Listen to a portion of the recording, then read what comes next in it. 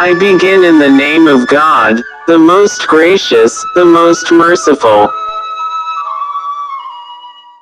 एक बार खबर फैली कि मुल्ला नसरुद्दीन कम्युनिस्ट बन गए हैं। जो भी सुनता उसे आश्चर्य होता, क्योंकि सभी जानते थे कि मुल्ला अपनी चीजों को लेकर कितने पॉजिटिव हैं। जब उनके परम मित्र ने ये खबर सुनी तो वो तुरंत मुल्ला के पास पहुंचा। मित्र, मुल्ला, क्या तुम जानते हो कम्युनिज्म का मतलब क्या है? मुल्ला: हाँ, मुझे पता है। मित्र: क्या तुम्हें पता है अगर तुम्हारे पास 2 कार है और किसी के पास एक भी नहीं तो तुम्हें अपनी एक कार देनी पड़ेगी? मुल्ला: हाँ, और मैं अपनी इच्छा से देने के लिए तैयार हूँ। मित्र: अगर तुम्हारे पास 2 बंगले हैं और किसी के पास एक भी नहीं तो तुम्हें अपना एक बंगला देना होगा। मुल्ला: हाँ, और मैं पूरी तरह से देने को तैयार हूँ। मित्र: और तुम जानते हो अगर तुम्हारे पास 2 गधे हैं और किसी के पास एक भी नहीं तो तुम्हें अपना एक गधा देना पड़ेगा। मुल्ला: नहीं, मैं इस बात से मतलब नहीं रखता, मैं नहीं दे सकता, मैं बिल्कुल भी ऐसा नहीं कर सकता। मित्र: पर क्यों? यहाँ भी तो वही तर्क लागू होता है। मुल्ला: क्योंकि मेरे पास कार और बंगले तो नहीं है, पर 2 गधे जरूर हैं। एक रात मुल्ला नसरुद्दीन का गधा चोरी हो गया। अगले दिन मुल्ला ने गधे के बारे में पड़ोसियों से पूछताछ की। चोरी की खबर सुनकर पड़ोसियों ने मुल्ला को लताड़ना शुरू कर दिया। एक ने कहा, तुमने रात को अस्तबल का दरवाजा खुला क्यों छोड़ दिया? दूसरे ने कहा, तुमने रात को चौकसी क्यों नहीं बरती? तुम होशियार रहते तो चोर गधा नहीं चुरा पाता। तीसरे ने कहा, तुम घोड़े बेचकर सोते हो, तभी तुम्हें कुछ सुनाई नहीं दिया जब चोर अस्तबल की कुंडी सरकाकर गधा ले गया। ये सब सुनकर मुल्ला ने फनफनाते हुए कहा, ठीक है भाइयों, जैसा कि आप सभी सही फरमाते हैं, सारा कसूर मेरा है और चोर बेचारा तो पूरा पाक साफ है। एक बार मुल्ला नसरुद्दीन को प्रवचन देने के लिए आमंत्रित किया गया। मुल्ला समय से पहुंचे और स्टेज पर चढ़ गए। क्या आप जानते हैं मैं क्या बताने वाला हूँ? मुल्ला ने पूछा। नहीं, बैठे हुए लोगों ने जवाब दिया। ये सुन मुल्ला नाराज हो गए। जिन लोगों को ये भी नहीं पता कि मैं क्या बोलने वाला हूँ, मेरी उनके सामने बोलने की कोई इच्छा नहीं है। और ऐसा कहकर वो चले गए। उपस्थित लोगों को थोड़ी शर्मिंदगी हुई और उन्होंने अगले दिन फिर से मुल्ला नसरुद्दीन को बुलावा भेज। इस बार भी मुल्ला ने वही प्रश्न दोहराया, क्या आप जानते हैं मैं क्या बताने वाला हूँ? हाँ, कोरस में उत्तर आया। बहुत अच्छे, जब आप पहले से ही जानते हैं तो भला दोबारा बताकर मैं आपका समय क्यों बर्बाद करूं? और ऐसा कहते हुए मुल्ला वहां से निकल गए। अब लोग थोड़ा क्रोधित हो उठे और उन्होंने एक बार फिर मुल्ला को आमंत्रित किया। इस बार भी मुल्ला ने वही प्रश्न किया, क्या आप जानते हैं मैं क्या बताने वाला हूँ? इस बार सभी ने पहले से योजना बना रखी थी, इसलिए आधे लोगों ने हाँ और आधे लोगों ने ना में उत्तर दिया। ठीक है, जो आधे लोग जानते हैं कि मैं क्या बताने वाला हूँ वो बाकी के आधे लोगों को बता दें। फिर कभी किसी ने मुल्ला को नहीं बुलाया। एक पड़ोसी मुल्ला नसरुद्दीन के द्वार पर पहुंचा। मुल्ला उससे मिलने बाहर निकले। मुल्ला, क्या तुम आज के लिए अपना गधा मुझे दे सकते हो? मुझे कुछ सामान दूसरे शहर पहुंचाना है। उद्धरण चिन्ह। मुल्ला उसे अपना गधा नहीं देना चाहते थे, पर साफ साफ मन करने से पड़ोसी को ठेस पहुंचती, इसलिए उन्होंने झूठ कह दिया, मुझे माफ करना, मैंने तो आज सुबह ही अपना गधा किसी और को दे दिया है। मुल्ला ने अभी अपनी बात पूरी भी नहीं की थी कि अंदर से भेचू भेचू की आवाज आने लगी। लेकिन मुल्ला, गधा तो अंदर बंधा चिल्ला रहा है। पड़ोसी ने चौंकते हुए कहा, तुम किस पर यकीन करते हो? मुल्ला बिना घबराए बोले, गधे पर या अपने मुल्ला पर? पड़ोसी चुपचाप वापस चला गया। राह चलते एक भिखारी को किसी ने चंद रोटियां दे दी, लेकिन साथ में खाने के लिए सब्जी नहीं दी। भिखारी एक सराय में गया और उसने सराय मालिक से खाने के लिए थोड़ी सी सब्जी मांगी। सराय मालिक ने उसे झिड़क कर दफा कर दिया। भिखारी बेचारा नजर बचाकर सराय की रसोई में घुस गया। चूल्हे के ऊपर उम्दा सब्जी पक रही थी। भिखारी ने देग से उठती हुई भाप में अपनी रोटियां इस उम्मीद से लगा दी कि सब्जी की खुशबू से कुछ जायका तो रोटियों में आ ही जाएगा।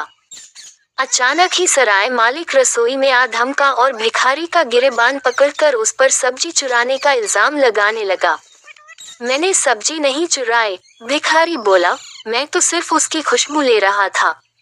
तो फिर तुम खुशबू की कीमत चुकाओ, सराय मालिक बोला। भिखारी के पास तो फूटी कौड़ी भी नहीं थी। सराय मालिक उसे घसीटकर काजी मुल्ला नसरुद्दीन के पास ले गया। मुल्ला ने सराय मालिक की शिकायत और भिखारी की बात इत्मीनान से सुनी।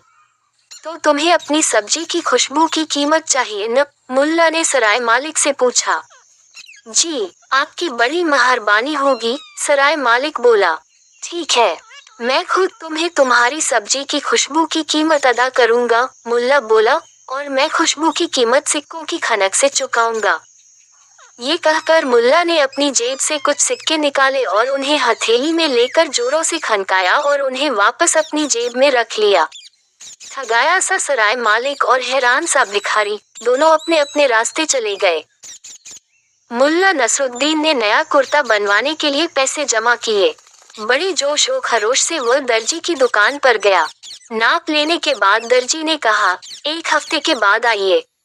अल्लाह ने चाहा तो आपका कुर्ता तैयार मिलेगा। हफ्ते भर के इंतजार के बाद मुल्ला दुकान पर गया। दर्जी ने कहा, काम में कुछ देर हो गई। अल्लाह ने चाहा तो आपका कुर्ता कल तक तैयार हो जाएगा। अगले दिन मुल्ला फिर दुकान पर पहुंचा। उसे देखते ही दर्जी ने कहा, माफ करिए, अभी कुछ काम बाकी रह गया है। बस 1 दिन की मोहलत और दे दें। अगर अल्लाह ने चाहा तो कल आपका कुर्ता तैयार हो जाएगा। तुम तो मुझे ये बताओ कि इसमें और कितनी देर लगेगी? मुल्ला ने मन महसूस कर कहा, अगर तुम अल्लाह को इससे अलग रखो। एक दिन जब मुल्ला नसरुद्दीन बाजार में टहल रहा था तब अचानक ही एक अजनबी उसके रास्ते में आ गया और उसने मुल्ला को एक जोरदार थप्पड़ रसीद कर दिया। इससे पहले कि मुल्ला कुछ समझ पाता, अजनबी फौरन ही अपने हाथ जोड़कर माफी मांगने लगा, मुझे माफ कर दें। मुझे लगा आप कोई और हैं। मुल्ला को इस सफाई पर यकीन नहीं हुआ। वह अजनबी को अपने साथ शहर काजी के सामने ले गया और उससे वाक़ये की शिकायत की। चालाक मुल्ला जल्द ही यह भांप गया कि काजी और अजनबी एक दूसरे को भीतर ही भीतर जानते थे। काजी के सामने अजनबी ने अपनी गलती कबूल कर ली और काजी ने तुरंत ही अपना फैसला सुना दिया। मुल्जिम ने अपनी गलती कबूल कर ली है, इसलिए मैं उसे हर्जाने के बतौर मुल्ला को 1 रुपया अदा करने का हुक्म देता हूँ। अगर मुल्जिम के पास 1 रुपया इस वक्त नहीं हो तो वह फौरन ही उसे लाकर मुल्ला को सौंप दे। फैसला सुनकर अजनबी रुपया लाने के लिए चलता बना। मुल्ला ने अदालत में उसका इंतजार किया। देखते देखते बहुत देर हो गई लेकिन अजनबी वापस नहीं आया। काफी देर हो जाने पर मुल्ला ने काजी से पूछा, हुजूर, क्या आपको लगता है कि किसी शख्स को राह चलते बिला वजह थप्पड़ मार देने का हर्जाना 1 रुपया हो सकता है? हाँ, काजी ने जवाब दिया। काजी का जवाब सुनकर मुल्ला ने उसके गाल पर करारा चांटा जड़कर कहा, वह आदमी जब 1 रुपया लेकर वापस आ जाए तो आप वह रुपया अपने पास रख लेना। और मुल्ला वहां से चल दिया। सर्दियों का पूरा मौसम नसरुद्दीन ने अपने बगीचे की देखरेख में बिताया। वसंत आते ही हर तरफ मनमोहक फूलों ने अपनी छटा बिखेरी। बेहतरीन गुलाबों और दूसरे शानदार फूलों के बीच नसरुद्दीन को कुछ जंगली फूल भी झांकते दिख गए। नसरुद्दीन ने उन फूलों को उखाड़कर फेंक दिया। कुछ दिनों के भीतर वे जंगली फूल और खरपतवार फिर से उगाए।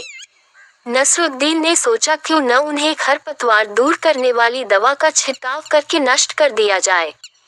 लेकिन किसी जानकार ने नसरुद्दीन को बताया कि ऐसी दवाएं अच्छे फूलों को भी कुछ हद तक नुकसान पहुंचाएंगी।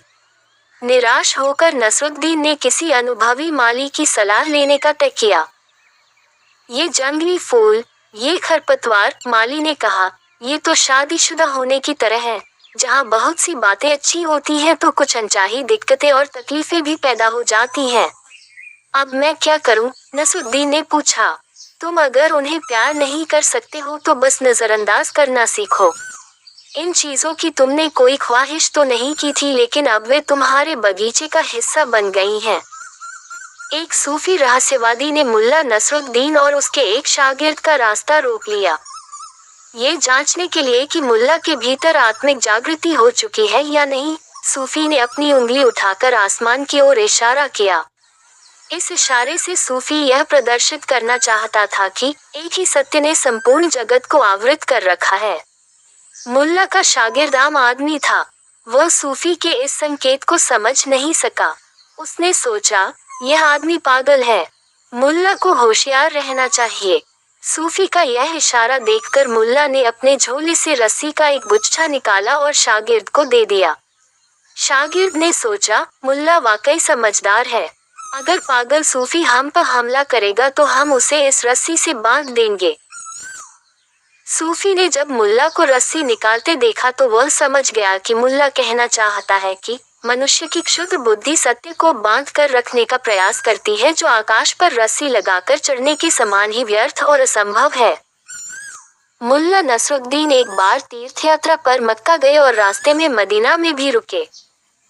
जब वह वहां की मुख्य मस्जिद में घूम रहे थे तब एक हैरान परेशान विदेशी पर्यटक उनके पास आया और उसने मुल्ला से पूछा, जनाब, आप मुझे यहीं के बाशिंदे लगते हैं।